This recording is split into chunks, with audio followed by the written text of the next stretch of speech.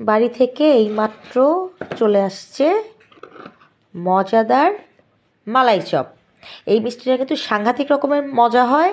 আর আমাদের বাড়ির ওদিকের যে মিষ্টি এগুলোর কিন্তু খুবই নামডাক আছে, মানে এক নামে সবাই চেনে। এটা কি মেঘলা বাজার না? মেঘলা বাজার থেকে আনা হয়েছে। আর এই যে এই দইটা, এটা কিন্তু খুবই একটা স্পেশাল দই, এটা খুবই টেস্টি, খুবই মজার। তো আমাদের কিন্তু বাড়িতে যখনই যাওয়া হয় তখনই এই দই মিষ্টি নিয়ে আসা হয়। অন্যান্য রকমের আরও মিষ্টি আছে, রসমালাই, রসগোল্লা সবই আনা হয়। এবার হচ্ছে মালাই চপ আর দই এসেছে, এখন আমরা মজা করে খাবো। হ্যাঁ, চামচ আনো, বাটি আনো, আমরা এখন মজা মজা করে খাবো। খেয়ে তারপরে সবার সাথে আবার কথা হবে ইনশাল্লাহ।